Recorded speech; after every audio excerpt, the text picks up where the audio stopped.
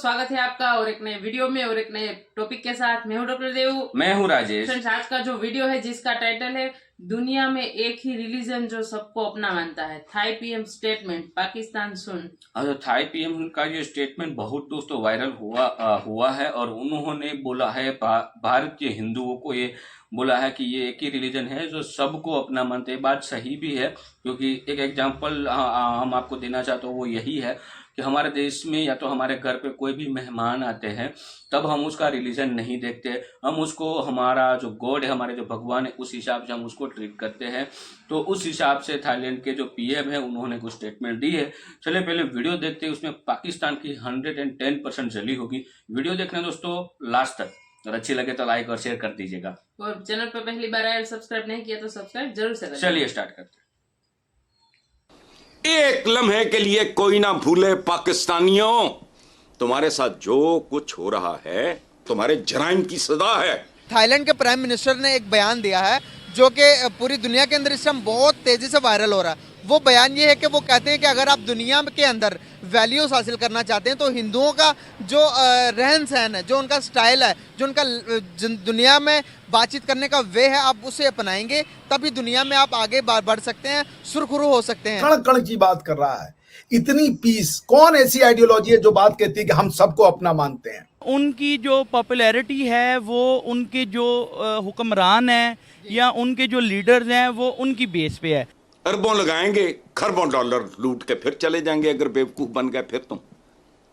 होश करो। और आज जो इंडिया है, आज जिस तरह से चीजें चल रही हैं, they are quite different. Civil देख लें, जो भी इदारा देखें, वो हमसे बहुत आगे हैं। चीनी हुकूमत जो है वो मसाजिद ख़त्म करने में मसरूफ़ है। ये एक ह्यूमन राइट्स वॉच ने एक रिपोर्ट जारी की है। हिंदू मजहब को आए हुए तकरीबन 200, 300, 400 साल हुए। इस्लाम को आए हुए ठीक है, जितने नहीं आप देखें, आप हिस्ट्री थोड़ा सा अगर जाने, ठीक है, तो सबसे पुराना जो मजहब है शायद ये हिंदुइज्म ही सबसे पुराना मजहब है। सामा शांति रेदी ओम शांति शांति शांति। क्या मतलब है?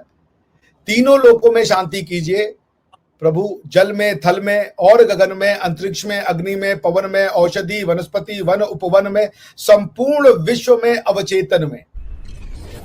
नमस्ते दोस्तों, जय हिंद। हिंदुस्तान स्पेशल में आपका स्वागत है दोस्तों। थाईलैंड के प्रधानमंत्री श्रेथा थावेसेनी ने हिंदू धर्म को लेकर बड़ा बयान दिया है। थाई प्राइम मिनिस्टर ने आशा जताई है कि उथल पुथल से जूझ रही दुनिया को अहिंसा, सत्य और सद्भाव के हिंदू मूल्यों से प्रेरणा लेनी चाहिए, तभी विश्व में शांति की स्थापना हो सकेगी। समाचार एजेंसी एएनआई के मुताबिक थाईलैंड प्रधानमंत्री ने कहा कि हिंदू धर्म के सिद्धांतों और मूल्यों पर आयोजित हिंदू की मेजबानी करना हमारे देश के लिए सम्मान की बात है। विश्व में हिंदुओं को एक प्रगतिशील और प्रतिभा संपन्न समाज के रूप में पहचान स्थापित करने के उद्देश्य से ही इस भव्य सम्मेलन का शुभारंभ हुआ है। सभा में थाई प्रधानमंत्री की तरफ से भेजे मैसेज को पढ़ा गया।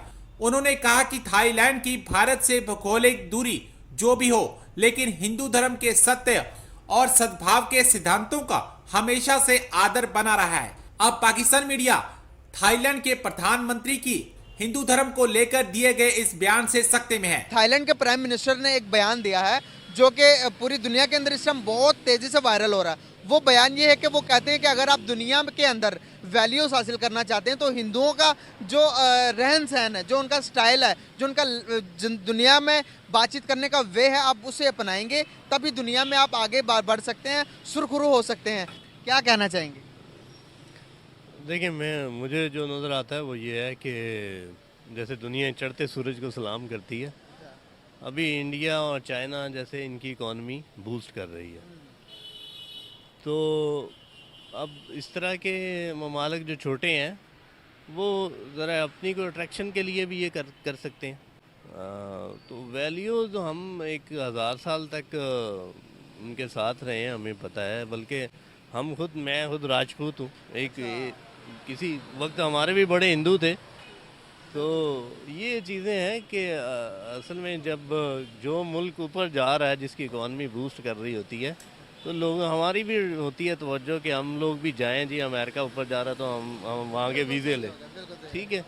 तो ये है, मतलब कि चढ़ते सूरज को सलाम है, वैल्यू को सलाम है। जो नज़र आ रहा है वो यही है कि उनके कुछ फाइनेंशियल मामलात होंगे इंडिया के साथ, इस वजह से शायद उन्होंने बयान दिया हो।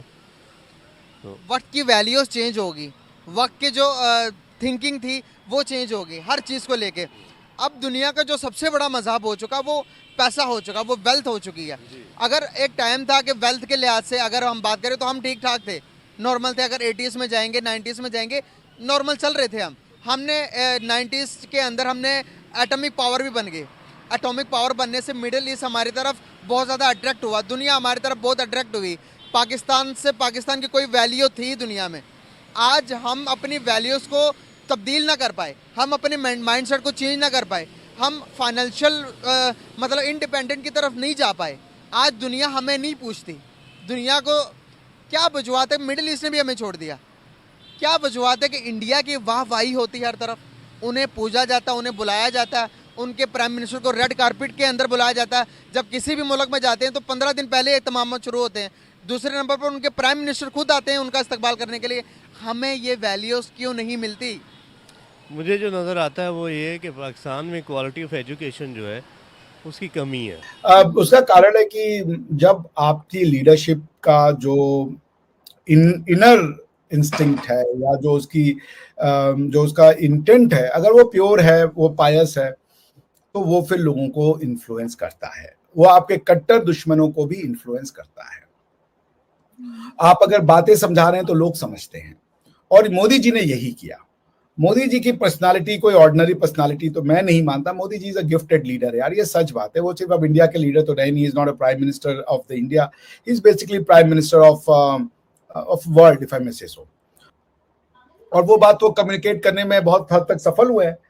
तो this is the positive thing about prime minister Modi. और वो एक के बाद एक अपने दुश्मनों को जीतते चले जा रहे हैं। 2024 का इलेक्शन राउंड द कॉर्नर है, बिकॉज मार्च में तो मेरे ख्याल से वोटिंग शुरू हो जानी चाहिए। नवंबर में भी जी खत्म हो चुका है, बचा दिसंबर, जनवरी और फरवरी, 3 महीने का खेल बचा है। अब 3 महीने में आप ये कह लें कि मोदी जी के पास जो करना था वो कर चुके हैं। और मेरा ये इंस्टिंक्ट ताल उन्होंने ठोक दी है। वो कह रहे हैं मैं आ रहा हूँ तीसरे टर्म के लिए, और जब मोदी जी ने कह दिया कि वो आ रहे हैं तीसरे टर्म के लिए तो लोगों को मानना ही पड़ता है कि हाँ भाई वो आ रहे हैं तीसरे टर्म के लिए। कॉन्फिडेंस है भाई उनको अपने अंदर, अपने एक्शन का, कर्मों का। आपको कॉन्फिडेंस और घमंड में अंतर होता है कि घमंड जो होता है वो बिना किसी बेस के होता है, कोई उसका आधार नहीं होता। लेकिन जो कॉन्फिडेंट होता है उसके पीछे हार्डवर्क होता है, मेहनत होता है, डेडिकेशन होता है, जिसे कहते हैं बर्निंग द मिडनाइट ऑयल होता है।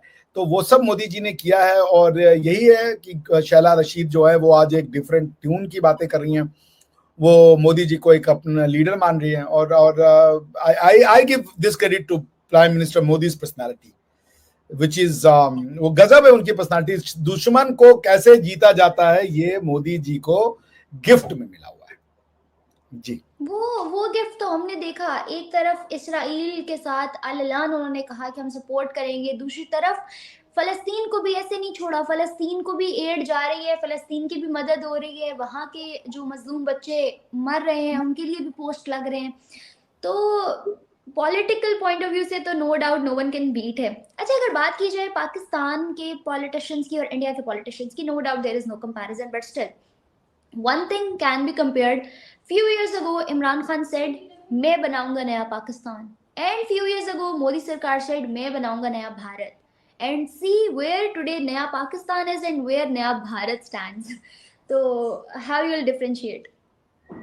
देखिए Here I'll not say how you compare, how you will differentiate.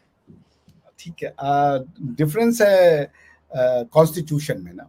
Bharat की हजारों साल पुरानी कॉन्स्टिट्यूशन है और लोग उस कॉन्स्टिट्यूशन से जुड़े हुए हैं। वो कॉन्स्टिट्यूशन उनको उनकी मिट्टी से जोड़ता है। पाकिस्तान का कॉन्स्टिट्यूशन उनको उनकी मिट्टी से काटता है। थैंक यू दोस्तों वीडियो को यहाँ तक देखने के लिए।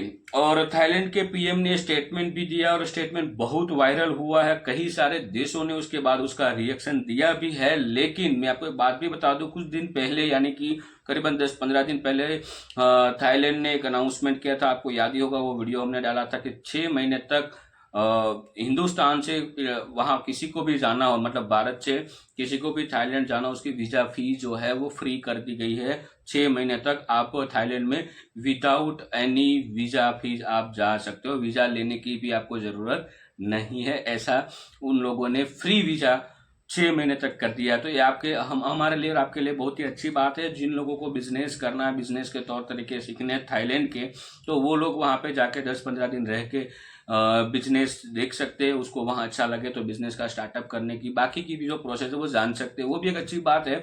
घूमने के लिए जाना हुआ, घूमने के भी अच्छी बात है। लेकिन अब स्टेटमेंट दिया है कि बहुत सारे जो लोग देश है उनको भारत से ये सीखना चाहिए।